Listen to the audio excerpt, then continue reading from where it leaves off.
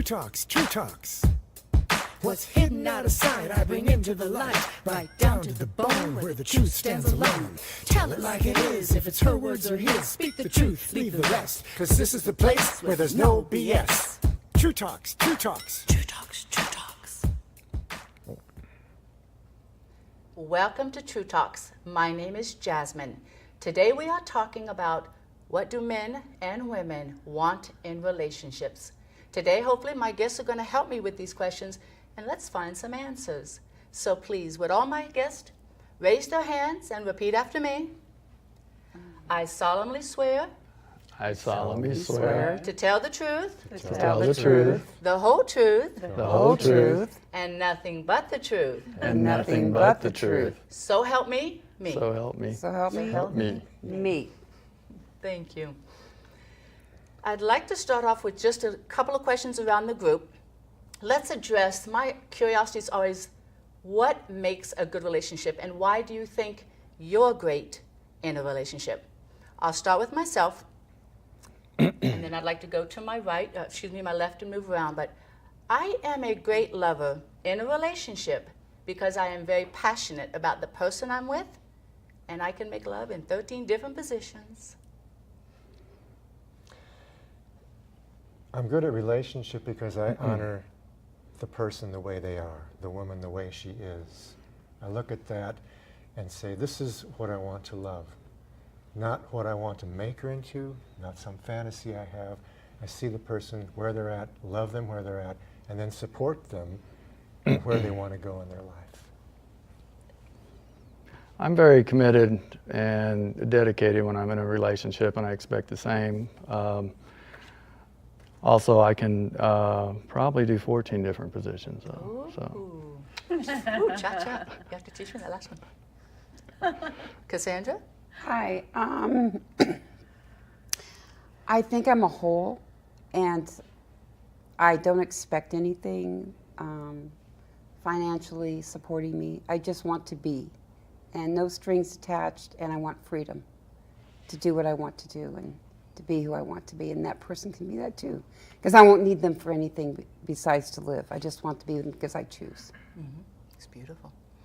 And fun. Thank you.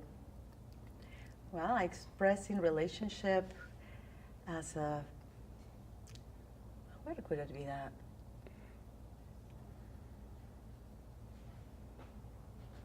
I enjoy looking at the other with full authenticity, and growing the edges. I can stand in the fire. I like looking at the light. I enjoy the shadow as an aspect of ourselves. Looking for wholeness for him, for me. That's beautiful. Well, these are the shared greatnesses of my guest. What I did is I did some research on the subject, and I found out the 7 things men want in a relationship and the 7 things women want in a relationship. I would like to share that with you now. So if we could please roll the first clip.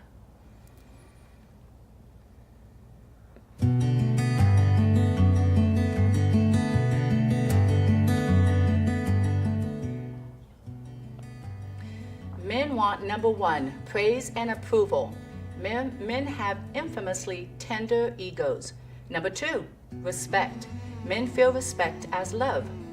3, a sense of sexual connection, and this is where men open up to us. 4, emotional intimacy.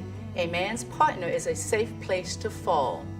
Number 5, space. Let him roam, let him breathe, girls. Number 6, physical touch. Non-sexual touch and a sense of sexual access. Number 7, security. Approve of him as a person and in his career. All right, now, as we've seen the 7 things men need in a relationship, I'd like to ask, do those resonate with you guys? Is that what we can give to them? Can we respect them and also honor the person they are and their careers? Well, for me, I think that would be something I'm looking for in a man. Okay. I seem to attract, I have a bad picker, so I pick men that I don't want to even be with, but for some reason I pick them. And then that's why I'm not in a relationship, because I have a bad picker and I don't know how to fix it yet. But I do want to do that. I want to touch, I want to feel loved. I want someone there, and it's not that I need them, it's the want in me. And I'd love to be touched and sexually aroused again. But I don't know how to do that with my picker. Okay. Do they have to have a career? No. Okay. All right. And Fern, how about the sexual access in a man? It's that sense of being tangible to us. They like to reach out and know that we are there for them in that. Is that how you run your relationship, or does that agree with you? Well, what I hear in that is that, we like being wanted, but they like being wanted as well. Yeah. So there is like the balance in between being ravished and ravish them. So there is a kind of a beautiful balance in between playing the female or playing the male energy, the masculine energy, not necessarily the male, but the masculine energy of just going ahead and make a move, right? And not only like passively wait, but go towards them and express what we want. That's beautiful, yes. And gentlemen, to my left, do you agree with that? The 7 wants? To some extent. In my relationship, we a little bit different, I think, because I would like to think that we both meet each other, like Fern was saying, in the middle, and try to balance it out. It's not so much about trying to read each other's needs all the time. I think it's more about understanding what we as a couple want and how we relate together. We've actually always been where we had kind of reverse roles. My wife was one that would out of the house more. I stayed at home more, worked out of the home, and was more with the kids, raising them. So we didn't have the traditional relationship. As far as the sexual aspect of it, I agree with Fern again that I think for both of us, we want to be ravaged at times. And I know that my wife likes me to be the aggressor sometimes, and then I like for her to be the aggressor and take charge. So we look for balance, as Fern was saying. Beckon, for me, would you address the very first one? It was interesting to find this in the research of that men have very infamously fragile or tender egos. I think it depends on the man. Okay. Totally. It's, some men do, but the more insecure you are, the more fragile your ego is going to be. If you're secure in yourself, if you feel good about who you are, if you love who you are, then your ego's not fragile. You can take criticism, constructive criticism to heart, and you're not going to fall apart or break. The one thing that wasn't addressed in that list that I would like to add to it is, in a relationship with a primary partner, with a woman, I look for what can we create together. That's beautiful to me. It's like we're coming together. Yeah, you have your needs, I have my needs, you have your wants, I have my wants, but we're a team. What can we do as a team? What can we co-create? And that's part of the beauty, a big part of the beauty to me of coming together in relationship. That's wonderful. Well Thank said. you. All right. Now I would like to show the 7 wants that women have in a relationship. Please run the second clip.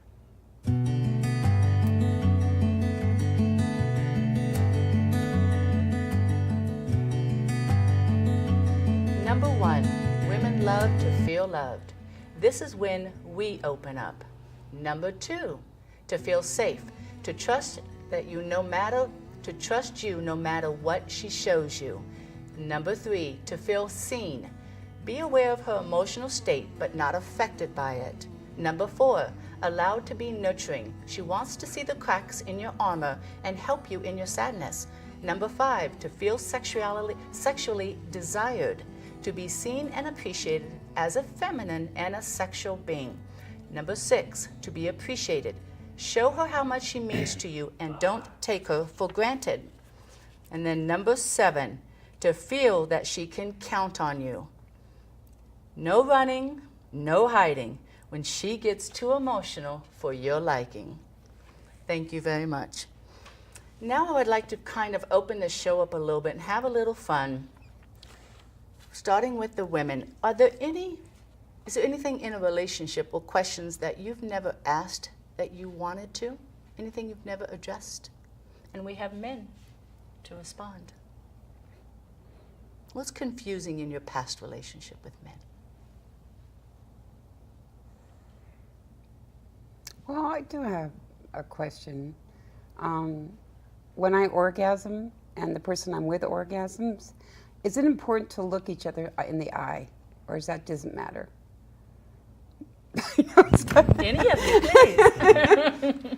How intimate is that? How real I is think that? it's very intimate. I think it definitely creates more of a connection, and I know that for my wife and I, it's very important for us to make eye contact and to acknowledge one another in orgasm.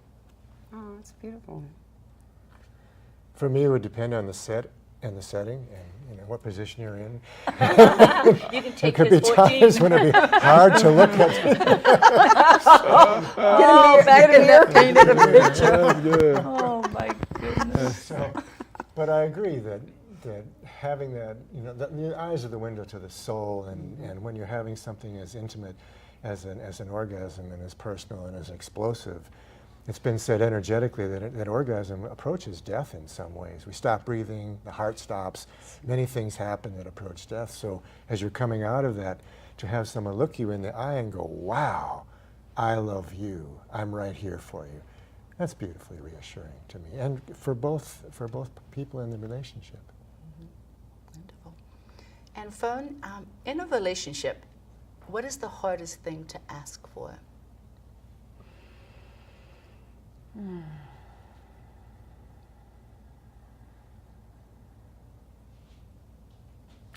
my experience, the hardest thing to ask for would be to ask for full, authentic connection with those parts that are broken or blind spots, or those truths that are hard. Perhaps full truth would be one of the hardest things, yet the most required in my case. Yeah, that's beautiful. Phew. Good. I like your goal. JC, in a relationship, what's the sexiest thing about you? Oh gosh. We just have a little while. Yeah, I know. That's a tough question. Bring it on. I don't know. Come on. Boy, I'm getting flushed thinking. Oh, got him warmed up. I don't know. I think I'm a really good dancer, and my wife loves to watch me dance and dance for her. And over the years, we've created that where we will do that in a relationship, and I do a sensuous dance for her, so Sweet. she enjoys that. Yay, that sounds fun. Can we see that? After the show. I have to put the right costume on. Colors, anything you want to describe? No? Depends on the We'll mood. keep that in the bedroom. Yeah. Depends on the mood. And Becken, in a relationship, is there more than one way to love that individual? Oh, sure. It goes on and on and on and on. You can love them physically, emotionally, mentally, spiritually. You can love the way they move, the way they talk. You can love them for their striving. You can love them for the places where they're weak and are struggling to be strong. You can love them for the places where they're broken, and not try to fix them, but just go, okay, I can love that. I can love where you're broken or where you're hurt. And it's okay, and as a man, to step back and say, I don't need to fix you. I'll just love you. And that seems to connect really beautifully more than wanting to be the guy that solves all the problems in the world and tries to solve all the women's problems. So to love the entire being, to me, is the challenge. That's beautiful. And the goal. Does that resonate with you, Cassandra? Is that your need? Yeah. That work? And I wish that I could have that emotional sex before we have a relationship, because it's such a big part for me. And I was lucky to have a teacher in sex young in life, an older man who taught me how to make love and from the toes to the top of my head. So I know what really good bonding and love and touch means. And I don't know, like I'm going to talk about my picker again, but it doesn't seem I'm attracting those men. And I wish to attract those men that are more, like, I want to be touched all over and felt, and even my crevices and everything about me. And that's really important to me. And I just think that that's a deal breaker for me, if it's not going to be that way. Right. Right. And Fern, I wanted to ask you also the same question that I asked JC. What's the sexiest thing about you in a relationship? I was enjoying that the sits question here. was related to you. Now you put me on the spot. Just say the way I look. It's awesome. It's beautiful. Well, that's a subjective question. Yeah. Because what's sexy for one person might not be the sexy for another person, right?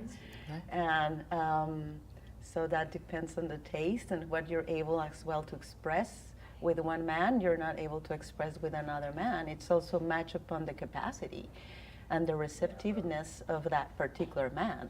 So if the man is willing to see you fully, I would say my biggest attraction is when I met, I'll transform and I will love him up like the goddess I am, and be in full expression of what is possible in a relationship. But I need to be met there. Could we just clone you? I want to And- party with her. My elbow is also very.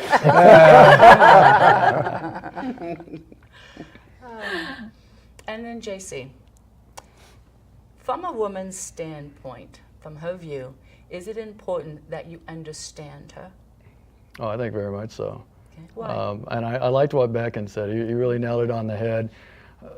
A lot of times, my challenge in my relationship is just to keep my mouth shut and listen to what she's really trying to say, and just whether it makes sense to me or not, or whether I'm connecting with it or not, just to listen and let her be heard without judging it, without trying to fix it, without trying to have to make some comment about it, but just letting her express and emote with just whatever she needs to do in that moment, and just sit there and listen to it, and okay, yeah, great.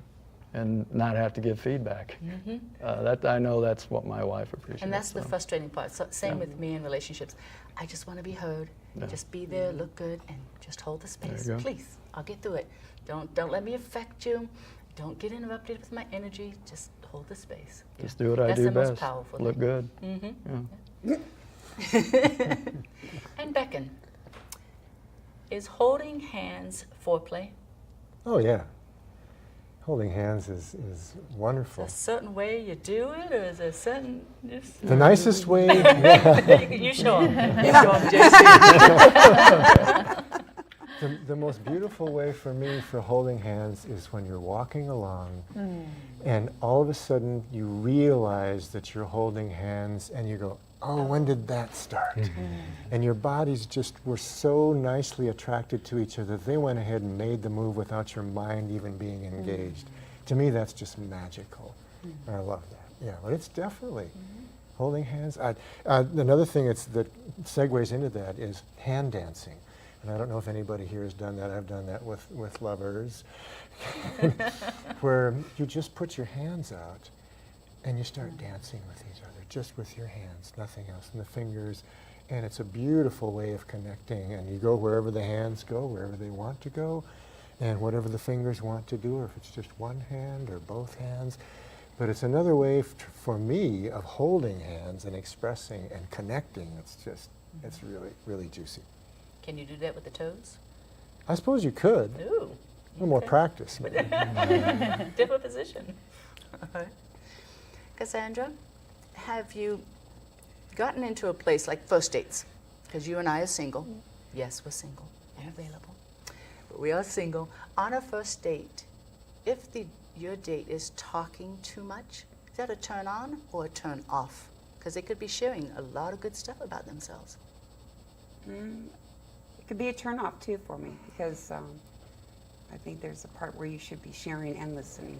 And if it's all about him and what he's going through, then what does he really care about me then? That's what I think. Or am I here just to meet his needs? And my last person that I was with, that's exactly what happened. And everything about the relationship. And so that was very short. Very short relationship. Could it also be frustrating if they're asking only you so many questions and not sharing them? That's happened to me before. Yes. Yeah. It's like, okay, I want to know if you're hiding something. I like quiet and peaceful sometimes. Right. And I think I could learn just a lot just looking in their eyes and just being. Like just being in a park or a river together and just be. We don't even have to talk sometimes. Right. And that's when I know I'm comfortable. Beautiful. And Fern, you and I talked about this word, and I wanted you to share this because I know this is your energy. Can we, as physical, limited human beings, have omni-love?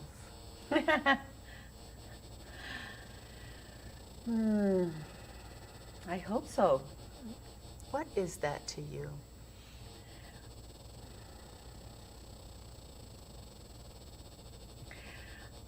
I feel that one of the major things that we're here in this earth for is to learn how to love each other.